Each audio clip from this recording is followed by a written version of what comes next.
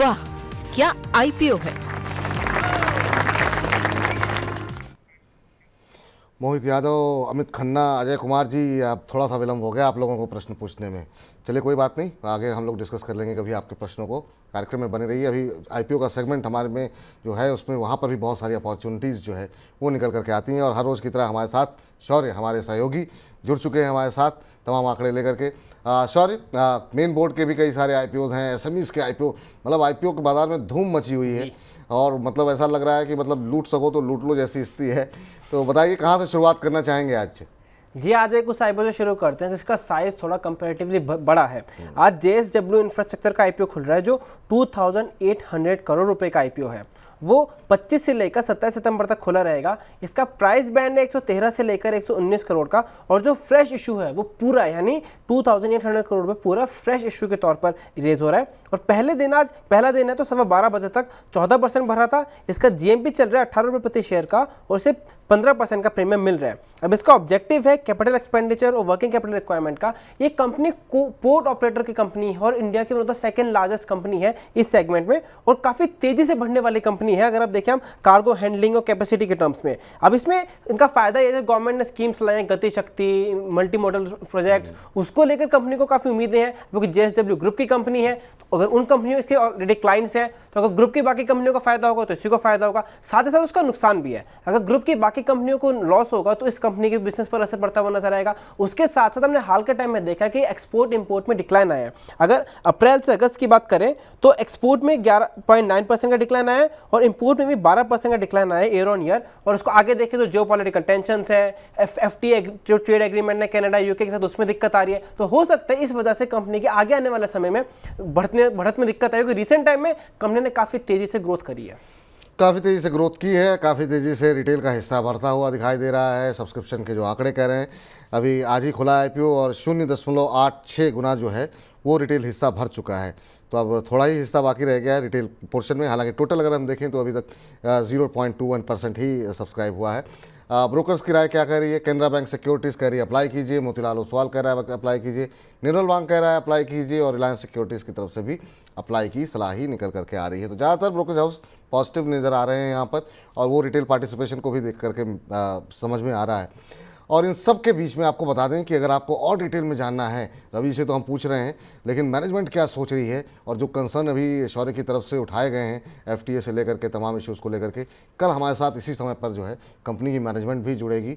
तो वहाँ क्या आईपीओ है कल जो है आप देखना मत भूलिएगा। लेकिन रवि जी आप बताइए, आप सहमत हैं ये जो तमाम ब्रोकरेज हाउसेस कह रही हैं? और ख़ासतौर से कंपनी ठीक है बहुत अच्छे कारोबार में है, लेकिन वैल्यूएशन एक बड़ा कंसर्न होता है। क्या रिटेल निवेशकों के लिए कुछ बचा हुआ है?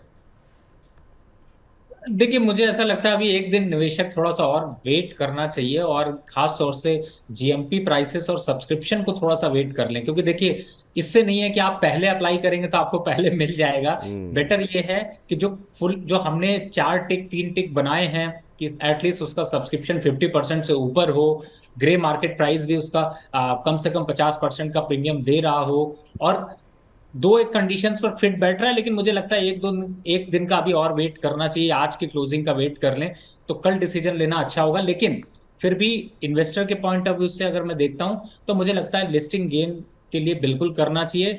लॉन्ग टर्म के हिसाब से अगर देखते हैं तो भी आईपीओ का फंडामेंटल स्ट्रक्चर स्ट्रांग है, लेकिन बहुत बड़ा कुछ आपको, मुझे ऐसा नहीं लगता कि बहुत बड़ा कुछ आपको लॉन्ग टर्म निवेश पे आपको मिल पाएगा। हाँ, ये है कि एक पोर्टफोलियो का एक हिस्सा बनाया जा सकता है और लिस्टिंग गेन के लिए अप्लाई किया जा सकता है। तो बहुत ज्यादा अग्रेसिव नहीं, आप मिड रेंज में, यानी कि आप ऐसा नहीं है कि आपके परिवार में 5 सदस्य तो 5 लगा दीजिए, कोशिश करिए 1-2 लगाया जा सकता है। एक दोनों लगा सकते हैं और बाकी जो है और डिटेल में चर्चा कल भी हम करते ही रहेंगे इस पर, क्योंकि बरखा दवस जी का भी टिप्पणी आ गई है, कह रही हैं sir please suggest JSW infra long term के लिए कैसा है। तो लॉन्ग टर्म के लिए, मीडियम टर्म के लिए तो रवि जी ने बता दिया कि बिल्कुल ठीक है, लेकिन ये है कि बहुत भर भर के खरीदारी मत कीजिए, सभी लोग मत खरीदने लगिए। लिस्टिंग गेन भी आपको मिल सकता है, लेकिन एक दिन का वेट कर लीजिए, देखिए क्या कुछ आंकड़े कह रहे हैं और थोड़ा सा आप भी रिसर्च कीजिए और रिसर्च जो है हम लोग भी करते हैं। तो थोड़ा सा आज रुक जाइए। हालांकि तमाम ब्रोकर्स हाउस की रिपोर्ट्स वगैरह तो हम आपको लगातार दिखाई रहे हैं। तो उम्मीद करते हैं बरखा जी आपके जो मन में संशय होंगे वो दूर हो गए होंगे।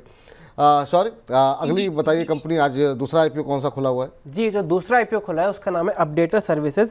ये 640 करोड़ रुपए का आईपीओ है, जिसमें से फ्रेश इशू है 400 करोड़ और 240 करोड़ का ऑफर फॉर सेल है। इसका प्राइस बैंड है 280 से लेकर 300 रुपये प्रति शेयर का, और पहले दिन 12:15 बजे तक 3% भरा था। जीएमपी इसका कुछ नहीं चल रहा है। अब ये कंपनी एक अलग तरह के कारोबार में, ये इंटीग्रेटेड फैसिलिटीज मैनेजमेंट और बिजनेस सपोर्ट सर्विस में है। आईएफएम में आते हैं soft service, house keeping, lawn making और आपको जैसे मैकेनिकल उस तरह की सर्विस प्रोवाइड कराते हैं। साथ साथ बिजनेस सपोर्ट सर्विसेज जैसे रेवेन्यू में हेल्प कराना, ऑडिट अश्योरेंस चेक, इन सब में फायदा करते हैं। और कंपनी का स्ट्रॉन्ग मार्केट कस्टमर्स हैं, बाकी जो पीएलआई जैसे इनिशिएटिव से फायदा होगा। लेकिन कंपनी के रिस्क है फाइनेंशियल्स को लेकर। पहला, हाई प्राइस सेंसिटिव है कस्टमर्स की। दूसरा, एट्रिशन रेट कंसर्न है। तीसरा, इसके रेवेन्यू तो अच्छे बढ़े हैं, लेकिन EBITDA as a percent of revenue उसमें डिक्लाइन आया है। वो ऐसा लग रहा है कि डेप्रिसिएशन की वजह से हुए, और साथ ही साथ कंपनी के जो प्रॉफिट है उसमें फ्लक्चुएशंस नजर आई, और ऐसा लग रहा है जो उनकी फाइनेंस कॉस्ट है वो रिसेंट टाइम में बढ़ी है, जिस वजह से उनके प्रॉफिटेबिलिटी पर असर पड़ता हुआ नजर आया है।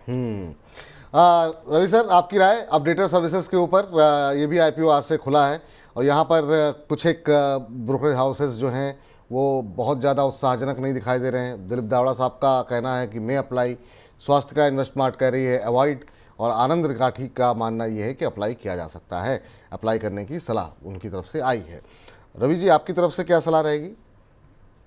देखिए विपुल जी, मैंने एक बात पीछे अभी कही थी कि पूरे परिवार में देखिए, जैसे जब आईपीओ आता है तो हम लोगों के पास जो क्लाइंट आते हैं, मैं इस डिस्क्लेमर के साथ आपको बोल रहा हूँ कि 5-7 लोगों का डीमैट अकाउंट खुलवा दिया जाता है, और ये होता है कि लगा दीजिए किसी न किसी का आईपीओ आ जाएगा। इसीलिए मैंने वो कहा था कि आप लोग सब परिवार का मत लगाइए, पहला।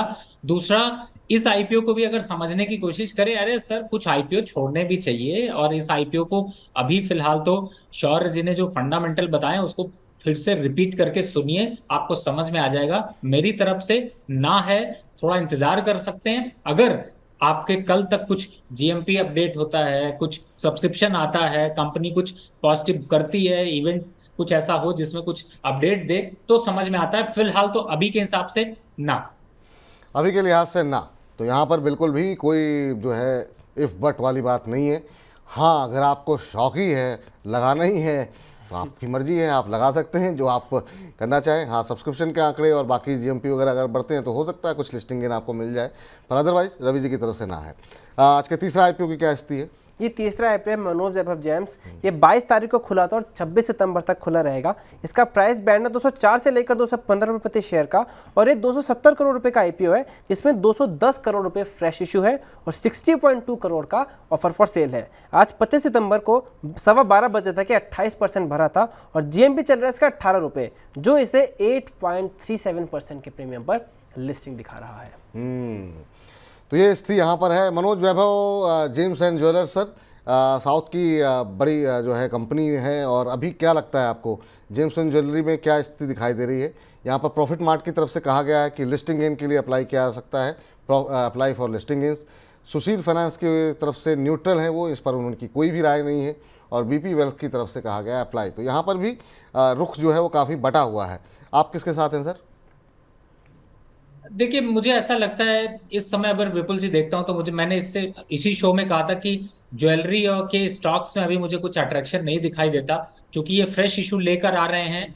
तो जिनका देखिए सेट पैटर्न है कि उनको ज्वेलरी स्टॉक्स के कुछ लेने हैं, वो लोग इस पे अप्लाई कर सकते हैं। लेकिन मुझे ऐसा लगता है कि लिस्टिंग गेन पे अगर मिलता है तो ही आपको कुछ फायदा मिल सकता है, और बाकी अगर स्टॉक देखा जाए तो लिस्ट होने के बाद काफी हद तक नीचे का करेक्शन दिखाएगा आपको। अगर लॉन्ग टर्म इन्वेस्टमेंट के हिसाब से आप सोच रहे हैं तो वेट करना चाहिए। लॉन्ग टर्म निवेशक हैं तो फिर वेट करना चाहिए आपको, क्योंकि लिस्टिंग के बाद हो सकता है यहाँ पर दबाव देखने को मिले। तो ये तो रहे वो 3 मेन बोर्ड आईपीओस जहाँ पर की स्थिति यहाँ पर है। क्या कुछ स्थिति देखने को मिल रही है हमने आपको बता दिया। 26 तक ये आईपीओ मनोज वाला खुला रहेगा। इसके अलावा बाकी आईपीओस जो है अभी खुले रहेंगे। तो आगे आने वाले दिनों में भी हम इस पर और भी चर्चा और कुछ अपडेट होती है मैनेजमेंट को लेकर के आएंगे हम कल, तो उस पर भी और चर्चा डिटेल में हम करते रहेंगे।